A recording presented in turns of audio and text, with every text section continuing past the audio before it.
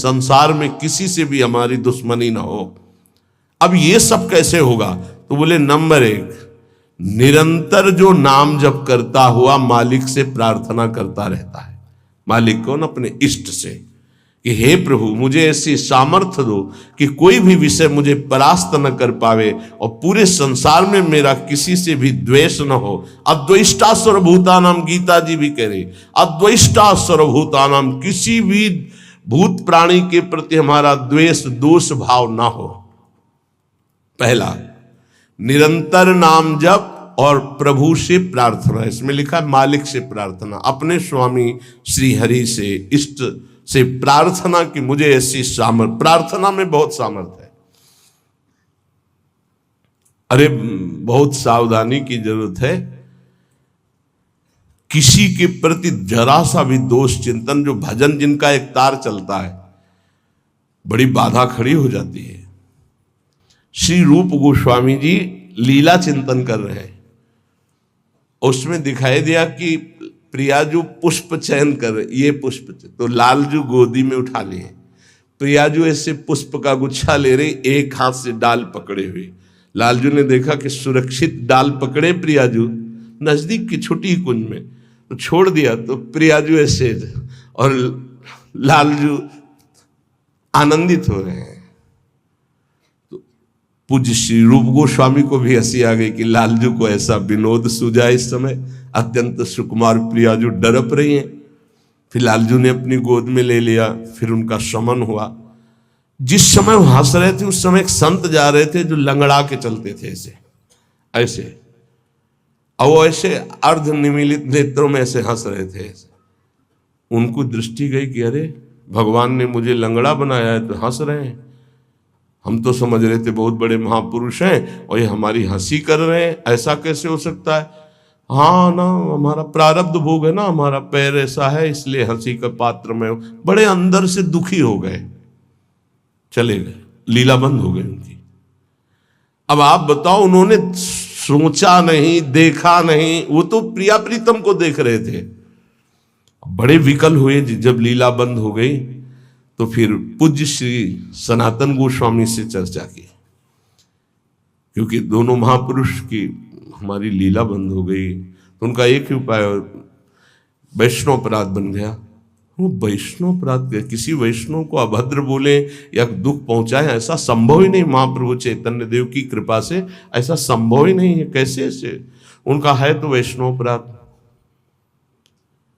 अब ये विचार हुआ कि कैसे जाना जाए कि किससे अपराध बना, कैसे जाना जाए? जब किया ही नहीं प्रकट में तो जाना कैसे जाए? बोले कोई वैष्णव दुखी हो गया है तो वैष्णव सेवा की जाए, आसपास के जितने संत सबको निमंत्रण दिया जाए, पता चल जाएगा, सबकी जूठन पाई जाएगी तो शायद पुनः अपराध कोई हुआ हो जाने अनजाने में तो उसका मार्जन हो जाएगा।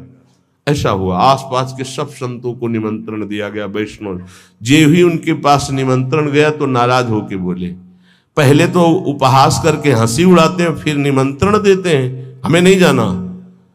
तुरंत सूचना आई कि वो नाराज है। अरे तुरंत गए पूज्य श्री रूप गोस्वामी जी और कहा, प्रभु कब हमने आपका उपहास किया?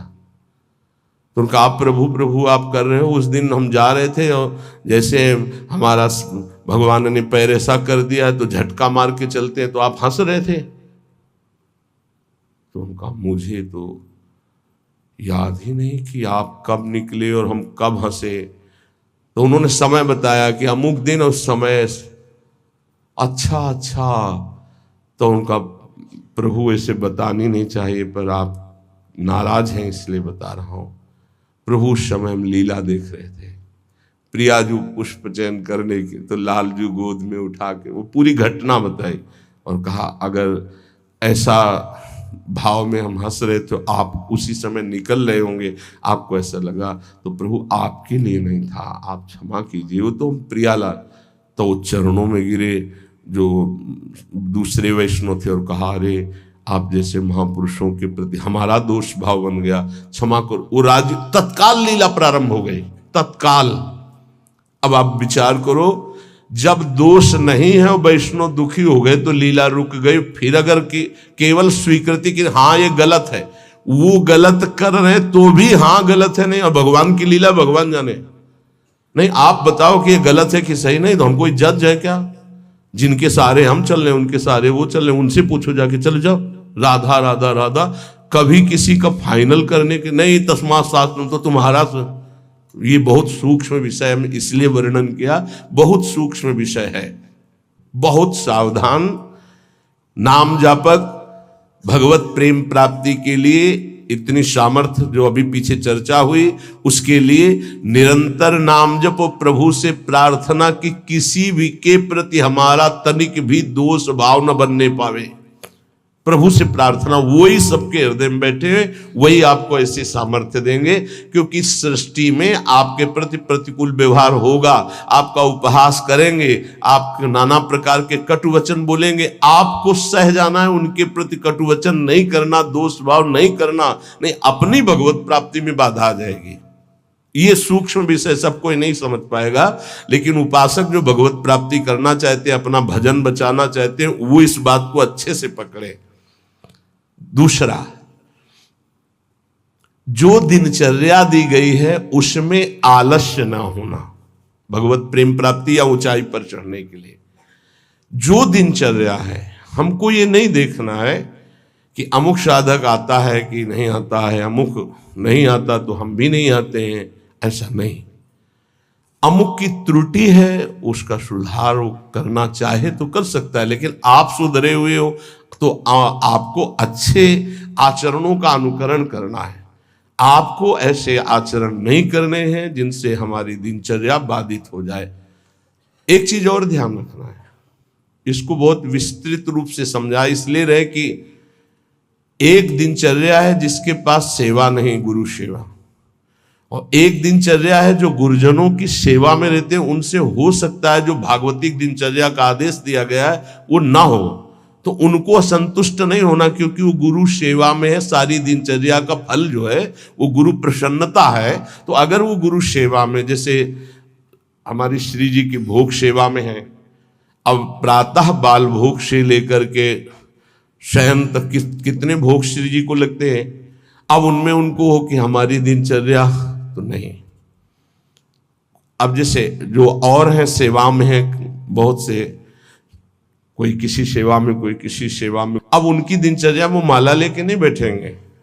थोड़ी थोड़ी देर में जो दिनचर्याएं हैं, जो सेवाएं हैं, तो उनको इस बात का पश्चाताप नहीं करना कि मेरी दिनचर्या नहीं चल रही। वो तुम्हारी दिनचर्या गुरु प्रसन्नता के अंतर्गत है, उसमें नहीं सोच। और ये नहीं सोचना कि अब हम सेवा कर रहे हैं तो हमारा वो भजन तो हो नहीं रहा जो दूसरे माला से कर रहे हैं, तो पता नहीं मेरी गति क्या होगी। ये नहीं सोच। गुरु सेवा का एक प्रताप है, ये भी ध्यान रखना।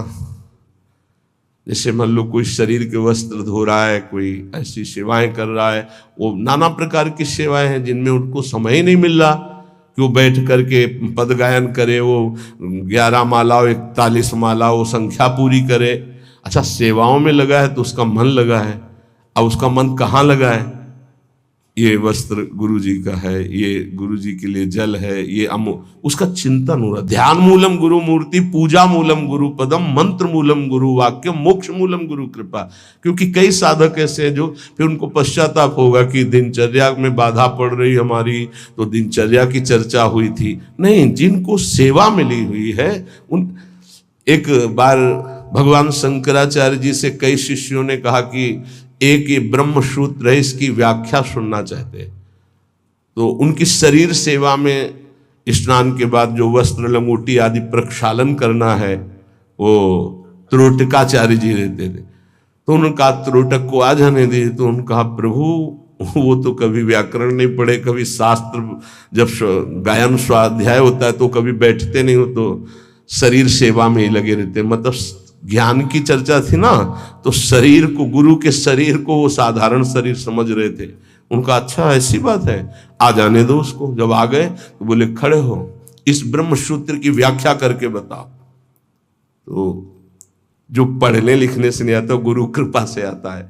तत्काल संस्कृत का प्रादुर्भाव हुआ और वैदिक सिद्धांतों का प्रवचन, सब दंग रह गए। तो उनका गुरु की लंगोटी ढोने वाले को साधारण समझते हो क्या?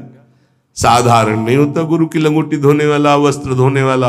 असाधारण कृपा से सौभाग्य मिलता है, असाधारण कृपा से। तो जिनकी जो दिनचर्या ऐसी है कि उनको फुर्सत ही नहीं है, तो उनको कभी नहीं सोचना कि इतने बजे इतने बजे इतने, उनकी दिनचर्या है। तो ये चीजें ध्यान रखना है उपासक को। प्रमाद में हमें दिनचर्या में बाधा नहीं पहुंचानी, प्रमाद युक्त हमारी दिनचर्या नहीं होनी चाहिए। यदि गुरु सेवा, इष्ट सेवा में हमारी जो गुरु की अन्य साधकों के प्रति बताई हुई दिनचर्या उसमें बाधा पड़ती है तो वो बाधा नहीं मानी जाएगी आपकी। दूसरा जो अभी वर्णन किया, गुरु प्रदत्त दिनचर्या में बाधा नहीं होनी चाहिए। बहुत बड़ी चीज है गुरु प्रदत्त दिनचर्या, बहुत बड़ी वस्तु है,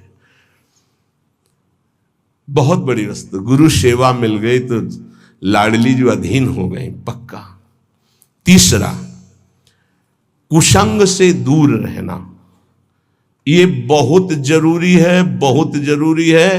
रावण लंका में रहता था, लंका समुद्र के किनारे थी, समुद्र निर्दोष था, पर ऐसे दोषी का संग समीपता होने के कारण समुद्र को बांध लिया गया, समुद्र बांधा गया। जिसकी मर्यादा अपार है उसे मर्यादा पुरुषोत्तम ने बांध दिया। किस लिए बांधा गया था? क्योंकि रावण का पड़ोसी था। रावण का पड़ोसी होने के कारण समुद्र को बांध दिया गया। जो रही मुत्तम प्रकृति का कर सकत कुसंग, चंदन विष व्यापत ने लपटे रहत भुजंग।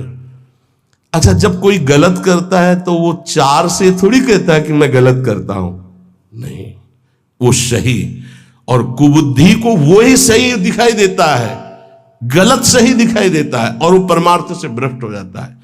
इसलिए कुसंग से बहुत दूर रहना चाहिए।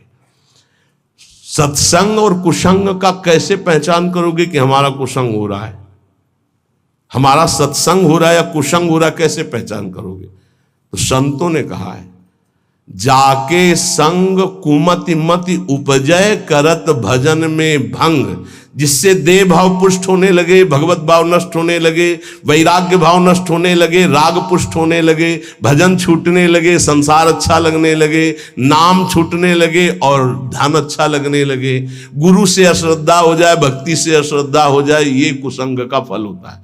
अच्छा, कुसंग का फल जब आपके ऊपर चढ़ेगा तो आपको नहीं लगेगा मैं कुसंग कर रहा हूं, नहीं तो ठीक हो जाओगे। सामने से महापुरुषों को लगेगा कुसंग कर रहा है, और वो जब कहते हैं तो उनको चिड़चिड़ाहट होती, मैं कहां कुसंग कर रहा हूं। नहीं नहीं, क्योंकि कुमति कभी स्वीकार नहीं करती कि मैं कुमति हूं। अगर स्वीकार कर ले तो सुमति आ जाए। कुसंग से बचना चाहिए। पहला है निरंतर नाम जप करते हुए भगवान से प्रार्थना करना कि कभी किसी के प्रति हमारा दोष दर्शन न हो, शत्रुता का भाव न हो। दूसरा, गुरु प्रदत्त दिनचर्या का पालन करना, आलस्य बिल्कुल ना आने देना। तीसरा, कुसंग से बचना। और चौथा, उन ग्रंथों से, उन प्रवचनों से, उन किस्से कहानियों से, उन चित्रों से बचना चाहिए जिनसे हमारा भगवत भाव नष्ट होता है।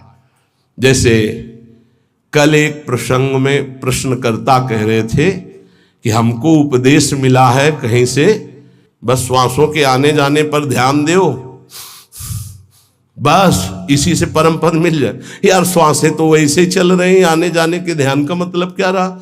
श्वासों के आने जाने का ध्यान दो कि खाली तो नहीं जा रहे हैं। हर में राधा वल्लभ सी हरिवंश, राधा राधा राधा। जैसे कल आपसे कहा था, नाम रूप लीला धाम से हटा दे, वो कुसंग होता है। वो बेचारा, पर हमका थोड़ी श्रद्धा है हमारे प्रति। बोले श्रद्धा ही तो लाई है आपके पास। तो हमका आज से राधा राधा नाम जप कर, और प्रभु का जो रूप ध्यान में तुम्हारे प्रिय लगे, राम रूप, कृष्ण रूप, हरि रूप, जो भी, तुरंत ध्यान कर, उनके ध्यान में लग। ये बिहारी जो राधा रमन, जो राधा वल्लभ, जो साक्षात भगवत प्राप्ति के लिए ही तो विग्रह रूप धारण करके प्रकाशित हो रहे।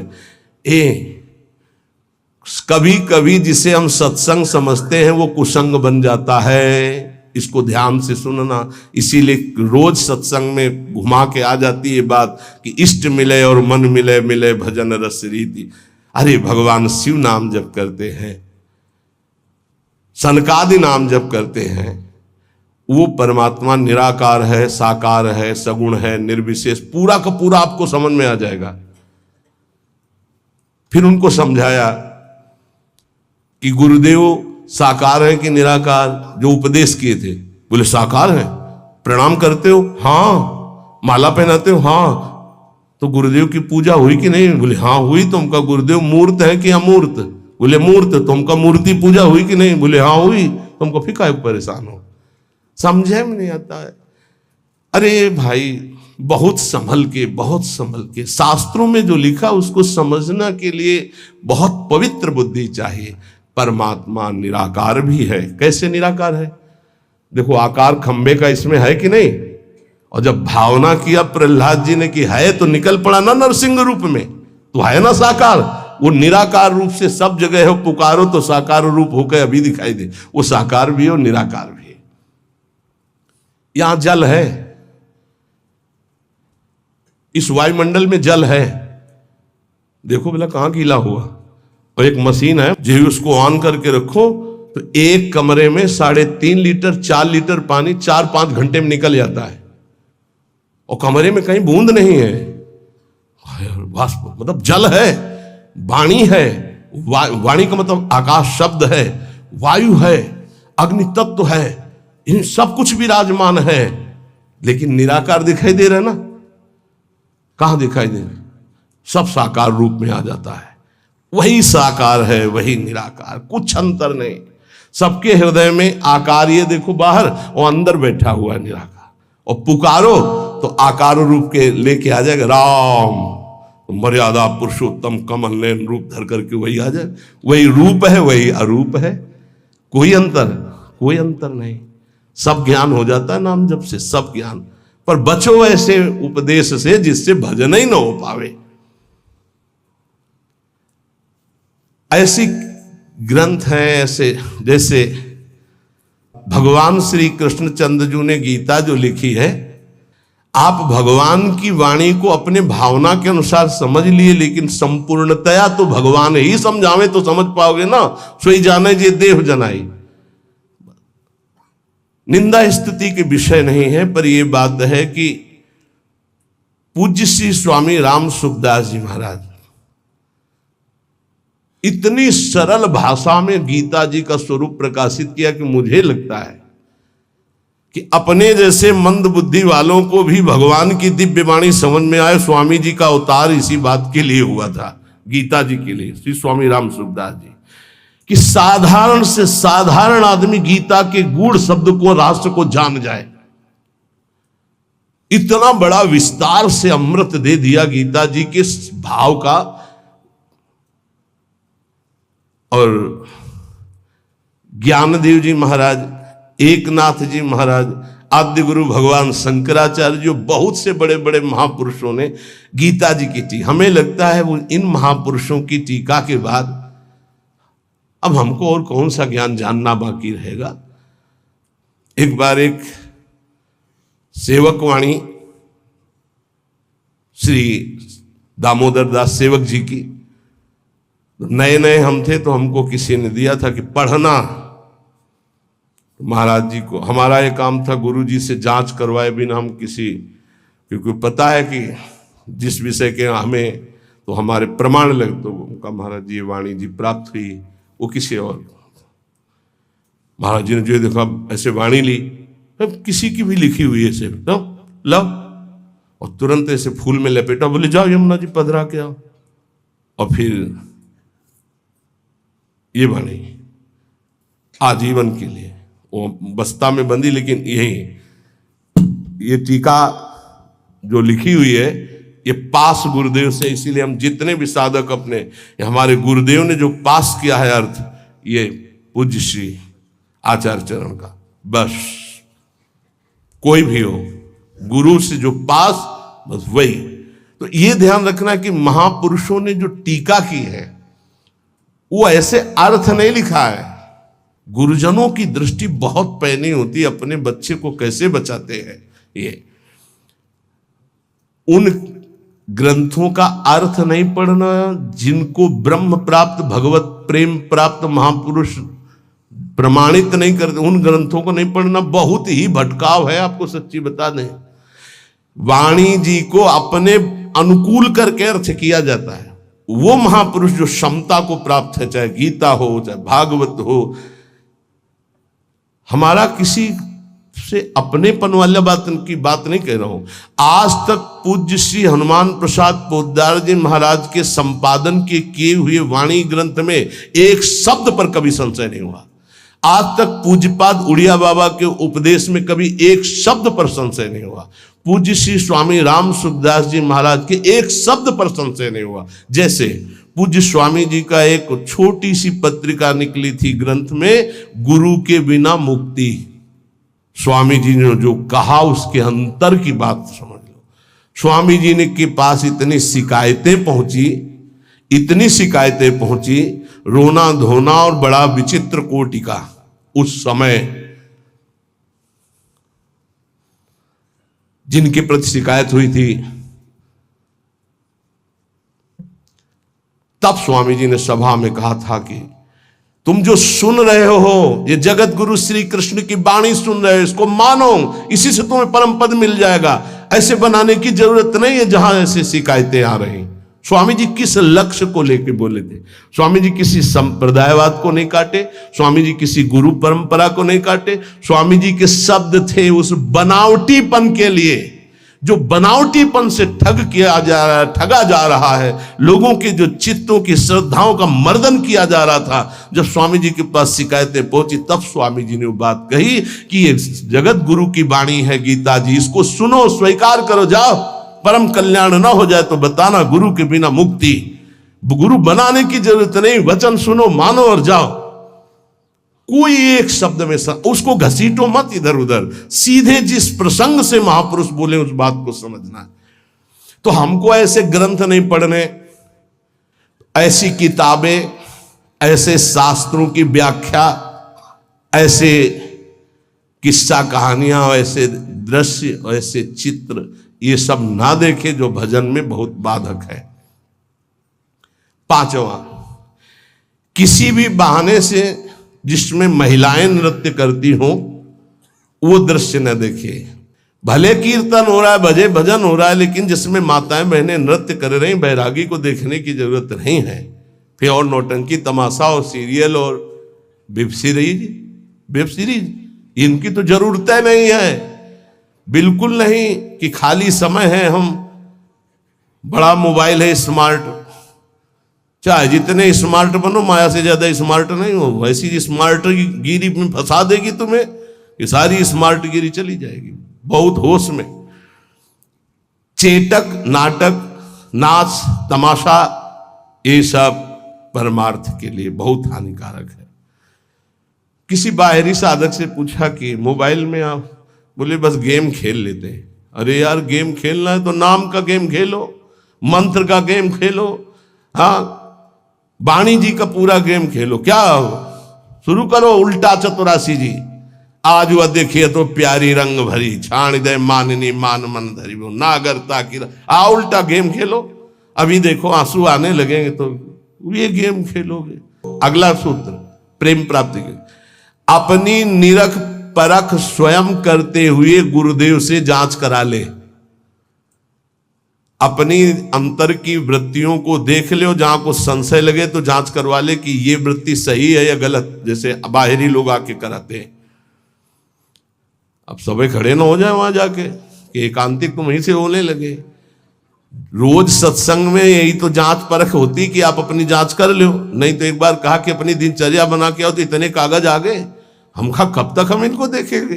दिनचर्या जांच, इंद्रियों का जब विषयों के प्रति आक्रमण होता है, एक वेग होता है, एक आकर्षण होता है, एक ऐसा जिसे तुम रोक नहीं सकते, उस समय तुम्हें जरूर संत संग में हो जाना चाहिए। उस समय बुद्धि काम नहीं करेगी। और जिस समय तुम्हारा केवल बुरा चिंतन बन रहा है, ये उस समय की बात है कि आक्रमण हो चुका है, अब तुम बच नहीं सकते। अब इसको संत संग से मिटाओ तुरंत, तुम अकेले नहीं मिटा पाओगे। और अगला जो है वो कह रहे जब तुम्हारा चिंतन गलत हो रहा तो नोच के फेंक दो, मिटा दो उस चिंतन को जो गंदा हो रहा है, नहीं तो आगे फिर वही दशा आ जाएगी। एकांत में इंद्रियां और मन साधक के ऊपर शासन करते हैं, उस समय साधक को अपनी इंद्रिय और मन की रखवाली करना है बस। इसलिए एकांत में भजन बहुत जरूरी है। 10वां, जैसे परीक्षार्थी परीक्षा की तैयारी करता है, ऐसे परमार्थी द्वंद्वों की तैयारी कर ले। मान अपमान, निंदा स्तुति, लाभ हानि, सुख दुख, ये आने वाले हैं, तुम्हें समान रहना है। तैयारी करो परीक्षा की। और ये परीक्षा जब होती तब आप समझ नहीं पाते कि आपकी परीक्षा हो रही, और समझने नहीं दिया जाएगा परीक्षा हो रही। कम से कम परीक्षा में तो बताया जाता है कि कल से पेपर शुरू है, सावधान, तैयारी कर लियो। अपने यहां परीक्षा बताई ही नहीं जाती, बाहर निकले से शुरू हो गई परीक्षा। अब तुम्हारे दिमाग में नहीं कि परीक्षा है, तो तुम उससे लड़ पड़े, फेल हो गए, नंबर कट गए।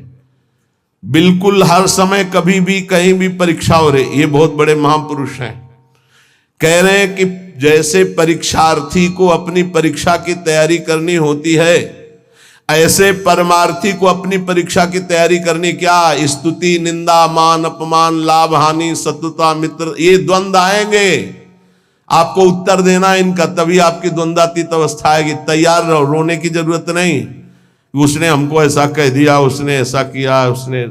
तैयार रहो, परीक्षा हो रही। पर उस समय याद नहीं रहता कि परीक्षा हो रही, और जिसको याद रहता है बच के निकल जाता है। बड़े बड़े महापुरुषों को ये परीक्षा देनी पड़ती है, बड़े बड़े महापुरुषों को, ये मत समझो। हाँ, ये द्वंद्व आएंगे, आपको इनकी परीक्षा देनी, परमार्थी हो। और 11वां, इतना भजन कर लो कि तुम्हारे हृदय में मौत का डर खत्म हो जाए, मृत्यु का डर खत्म हो जाए। 2 प्रकार का डर होता है, एक विचार डर होता है और एक होता है सहज डर।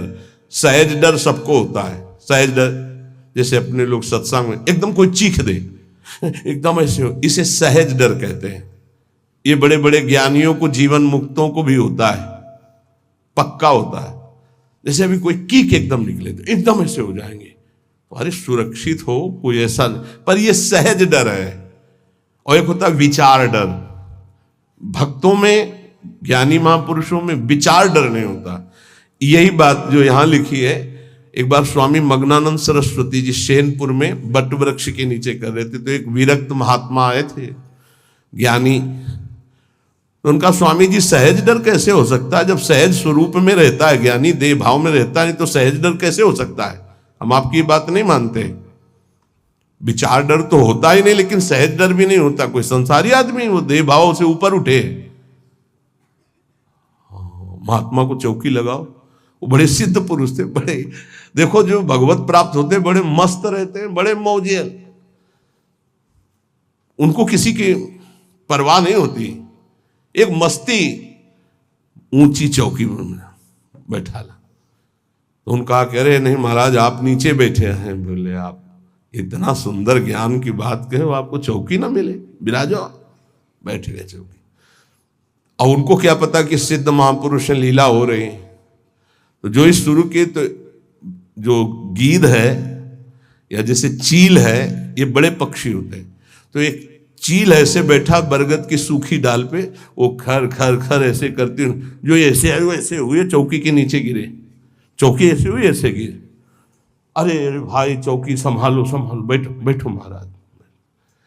ये कौन सा डर था? बम तो नहीं गिरा है ना? अच्छा, डार गिर रही तो कोई बहुत बड़ी तो गिर नहीं रही, आप देहातीत महापुरुष, डर कौन सा था? हंस दिए। उनका अच्छा अच्छा अच्छा अच्छा, अच्छे तो थे ही। उनका अच्छा अच्छा, परीक्षा हो गई। बोले, इसे सहज डर कहते हैं, ये सबके ऊपर होता है। सहज डर सबको होता है, पक्का सहज डर। अचानक कोई आवाज हुई, सबको पता है, तो वो एकदम डर जाता है। वो डर नहीं है, वो सहज डर है। और एक है विचार डर। भक्त को विचार डर नहीं होता। तो कह रहे, इतना भजन करो कि मृत्यु का डर खत्म हो जाए। खत्म हो गया मृत्यु का डर, मरने से जो डरने का भय है वो खत्म हो जाए, तब जानो कि अब हमारा थोड़ा भजन रंग लाया है। सबसे पहले मृत्यु का भय खत्म हो। देख लो, परख लगाओ। मृत्यु का डर कैसे? अगर आज शाम तक डॉक्टर कहे कैंसर हो गया तो कैसा लगेगा? मृत्यु पर अगर विजय प्राप्त करनी है तो मृत्यु को याद रखना पड़ेगा। ये बात ध्यान रखो, जिसने मृत्यु को याद किया वो भगवान से चित्त जोड़ा, और जिसने भगवान से चित्त जोड़ा वो मृत्यु पर विजय प्राप्त कर लिया। मृत्यु ऐसी लग रही है, अब उसका उदाहरण तो कुछ है नहीं, पर ऐसे बता रहे जैसे ब्याह की तैयारी होती तो कैसा होता है, हर दोस्त से हाथ मिलाता है हंसता हुआ, मैं मत फूला घूम रहा है। क्यों? क्योंकि उसका ब्याह होगा। लौकिक उदाहरण परमार्थ में फिट ही नहीं होता, पर वो कुछ फूलन जिसे कहते हैं, उत्साह जिसे कहते हैं, वो ऐसा कुछ समझो जैसे माँ के इकलौते बेटे का ब्याह तय हो गया और बारात की व्यवस्था बिल्कुल फिट तैयारी हो रही, उससे देखो नई साड़ी पहने मार फूली फूली जो घूमती है, नहीं घूमती? इससे असंख्य गुना सुख उस उपासक को होता है जिसको मृत्यु का डर खत्म हो जाता है भजन से। ये ऐसा कि जैसे कि कब वो दिन आएगा जब श्रृंगार करके हम अपनी प्रियाजू के पास होंगे और इस शरीर का व्यवहार खत्म प्रियाजू के पास। धन्य है वो घड़ी जिस दिन प्रियाजू की प्रगट समीपता सेवा की और प्रगट व्यवहार खत्म। इसका ऐसा आनंद होता है जैसे उस माँ को अपने बेटे के ब्याह में, उस बेटे को अपनी पत्नी के मिलन की चाह में जो सुख की एक फूलन होती है वो तो एक प्राकृतिक है। इससे अनंत गुना फूलन उपासक के हृदय में होती इष्ट से मिलने की, मिले हुए भी अनमिल। अब वो जो मिलन होगा वो निरंतर का होगा। इसलिए कितना आनंद। थोड़ी देर सोचो, अभी अभी बात आ जाए कि चलो भाई निकुंज चलो, कौन कौन तैयार होगा? अभी चलने के लिए तत्काल में तैयार वो है जिन्होंने सर्वस्व त्याग करके एकांत में रोया है प्रियाजू के लिए। वो कह देंगे अभी ले चलो इसी क्षण, क्योंकि उनके सिवा मेरा कोई है नहीं और मैं उन्हीं के लिए तड़प रहा हूं या तड़प रही हूं। ये है मृत्यु के डर पर विजय प्राप्त करना। नहीं तो सच्ची कहते हैं कि अगर अभी आ जाए भगवान की, देखो बाहर भी मान राधा के कुंज के बाहर, चलो बैठो पहले मरो फिर चलो, कौन कौन तैयार होगा? तो बहुत कम तैयार होंगे। असलियत में मृत्यु का डर खत्म हो जाए। देखो हाथ जिसने उठाया हिम्मत से उठाया है और देख लेला। अगर अब डरे तो कच्चे रहोगे, नहीं सच्चे हैं श्री जी के लिए। मुझे श्री जी चाहिए, ये शरीर तो छूटना ही आज नहीं तो कल छूटेगा प्यारे, श्री जी के लिए पक्का। और जिसने हाथ उठाया है बस हिम्मत रखना, चलोगे साथ ही। देखो एक प्रेमानंद ऐसे यहां सोफा में बैठा है और एक प्रेमानंद तुम्हारे दिमाग में बैठा है। देख लो, तुम्हारे दिमाग वाला प्रेमानंद तभी मुक्त होगा जब तुमको मुक्त कर देगा। ये बात पकड़ लेना। एक प्रेमानंद ये बैठा है जो तुमको सोफा में दिखाई दे रहा है, और एक प्रेमानंद तुम्हारे हृदय में तुम्हारे दिमाग में बैठा है जिसकी बात पर आप चल रहे हो। वो तभी मुक्त होगा जब तुमको मुक्त कर देगा। ये बात ध्यान रखना। सच्चा गुरु कभी अपने को मुक्त नहीं होने देगा जब तक तुम्हें मुक्त नहीं होने देगा। गुरु बंदी बन जाता है शिष्य के हृदय में, जब शिष्य को भगवत प्राप्ति करा देता है तब वो मुक्त होता है। ये गुरु बनना कोई खिलवाड़ नहीं है, गुरु प्रताप से गुरु का। ये जो तुम्हारे हृदय में प्रेमानंद बैठा है, देखो है कि नहीं, तुम्हारे दिमाग में जो है, तुम्हारे हृदय में, वो तुम्हें जीवन मुक्त करने के लिए बंदी बन गया तुम्हारे हृदय में। वो तभी मुक्त होगा जब तुम्हें मुक्त कर देगा। तो जितनी जल्दी तुम मुक्त होगे उतनी जल्दी वो मुक्त होगा। वो गुरु मोक्ष स्वीकार नहीं करता, पहले शिष्य का। कौन सा गुरु? ध्यान रखना, जो तुम्हारे हृदय में बैठा हुआ। ये हम जानते हो किसकी बात कर रहे हैं? श्री ज्ञानदेव जी की, श्री एकनाथ जी की। इन बड़े बड़े महापुरुषों के वचनों में जब स्वाध्याय पूर्व में किया था तभी पकड़ा था कि गुरुदेव शिष्य के हृदय में तब तक बंदी बन के रहते हैं जब तक उसका परम कल्याण नहीं कर देते। तो मृत्यु का डर खत्म हो जाए तो जान लो कि अब हम निकुंज में इतना भी डर नहीं है, इतना कि अब शरीर छूटेगा। शरीर का डर नहीं, डर एक है हमारे अंदर, वो हमने फिर बताया था कि कभी कोई ऐसी बात ना हो कि धाम से बाहर हो जाऊं या प्यारी जू को भूल जाऊं। बस यही एक डर है और कोई डर नहीं है।